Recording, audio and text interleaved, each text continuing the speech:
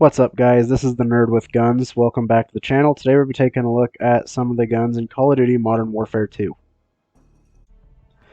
The first weapon we're going to take a look at is the M4A1. Now, this is the weapon we see Ghost using in the campaign menu. The one in the campaign menu, however, appears to be more based on a real-life M4 Block 1 that we would see like the United States military use in real life. Now, the one in the game, however, I believe is based on a Japanese airsoft gun called the S system.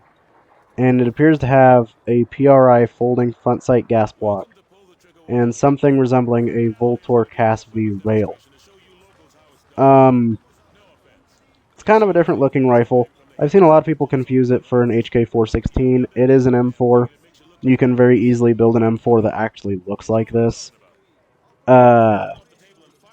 However, one thing with Call of Duty and AR-15s is if you attach any sort of optic to it in the game, your iron sights completely disappear.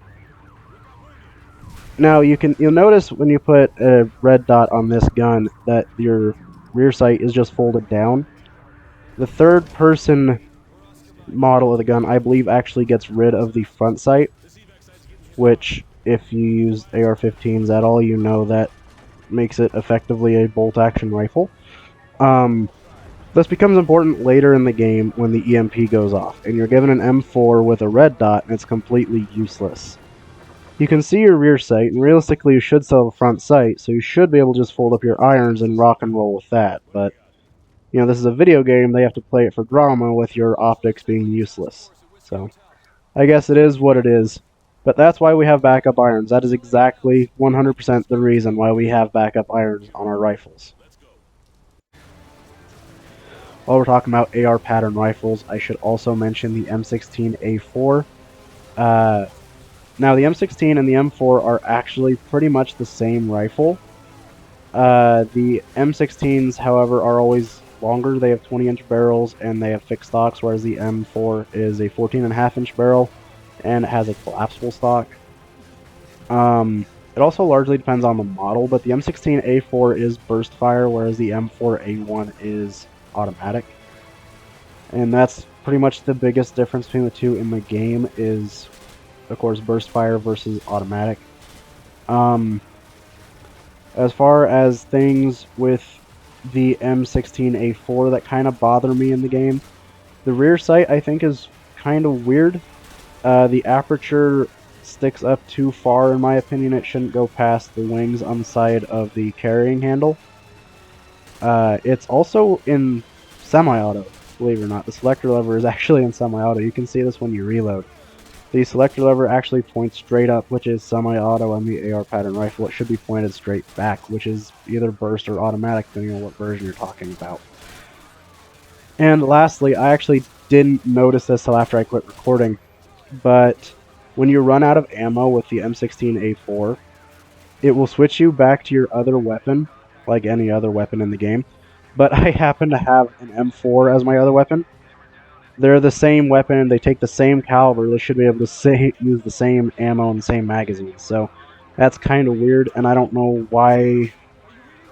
I don't know if they couldn't make it draw from the same pool of ammo, or if you just weren't supposed to notice that. But yeah, you cannot use ammo from your M4 and your M16A4 in this game. It's really weird. The ACR is a weapon that I have mixed feelings about. Sure, it's a cool gun, and it's derived from the AR-18, which I am all for. And like the AR-18, it was a collection of good ideas that just weren't executed very well. The name stands for Adaptive Combat Rifle, because the barrel nut actually has a wrench built into it that you're supposed to be able to rapidly change out for different lengths or calibers. But at least on the civilian market, it remained as a 16-inch 5.56 rifle for 11 years after it released. Not very adaptable, if you ask me. In terms of the weapon in the game, one major thing that I noticed is that when reloading the ACR, the character yanks back on the charging handle located on the right-hand side. First, I'm pretty sure this weapon has a last round bolt hold open, and second, at least American ideology has the user keep their firing hand on the pistol grip when actuating the charging handle. You can see there's a charging handle on both sides in the game, so this must just be a British thing. Next up, we have the AA-12 shotgun. To tell you the truth, I actually kind of forgot about the AA-12 until I got back into this game last September. I thought it had faded into obscurity, once a popular video game and movie weapon, never to be seen again. And then Black Widow came out on Disney Plus in October. Yeah, there are actually a couple of these things in Black Widow. In my book, it's one of those guns that pop culture fell in love with while the military was testing it, and then they kept using it for a couple of years after they weren't adopted, and then by and large dropped them for the next big design, only to show up again here and there every couple of years. It's kind of like the XM8.